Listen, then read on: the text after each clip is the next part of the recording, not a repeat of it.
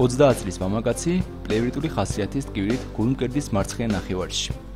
პლევრიტული ანუ ადამიანს აქვს ჭვალი, რომელიც უძლიერდება ხველებისას, ცემინებისას, ჩასუნთქვისას, ან მიდამოს პალპაციის დროს. ახლა რაც გვიჩვენებს ელექტროკარდიოგრამა. ჩვენ აქამდე 80 კლინიკური შემთხვევა განვიხილეთ, მაგრამ ის ფენომენი, რომელიც ამ ელექტროკარდიოგრამაში აღწერილი, ჯერ არ შეხვედრია. მას დიდი დიაგნოსტიკური ღირებულება არ გააჩნია, მაგრამ მისი ცოდნა მაინც მნიშვნელოვანია. მოდით დავიწყოთ.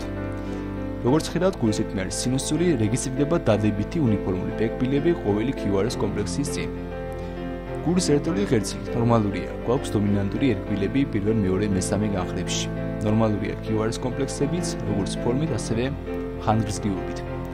ჩვენს ყურადღებას იპყრობს ელევირებული ST სეგმენტები.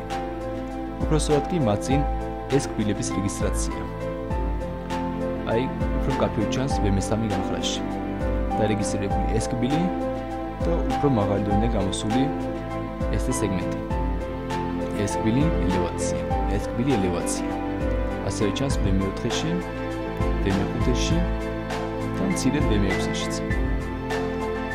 საერთოდ აქამდე ST სეგმენტი ასე ძალიან მაღლა არ გამოდიოდა ხოლმე. მაგრამ აქ ხედავთ, რომ დარეგისტრირებული არის ეს კბილი და ST სეგმენტი ძალიან მაღლა გამოდის. ამას უწოდებენ ST სეგმენტის მაღალი გამოსვლის სინდრომს.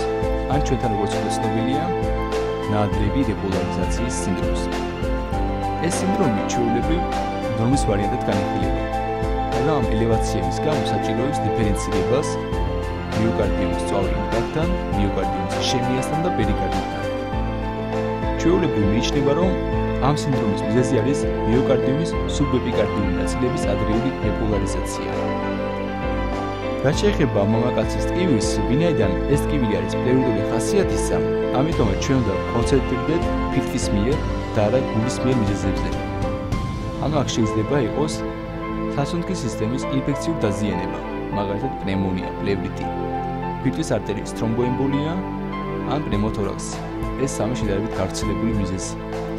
ეს ელექტროკარდიოგრამა სამწუხაროდ რაიმე დამატებით ინფორმაციას არ გვაძლევს, ამიტომაც გვჭირდება სხვა გამოკვლევების ჩატარება. დასკვნის სახით შეიძლება ითქვას, რომ წარმოდგენილი იყო ნორმალური ელექტროკარდიოგრამა და ST სეგმენტის მაღალი გამოსვლის სინდრომი, ანუ ნაადრევი რეპოლარიზაციის სინდრომი.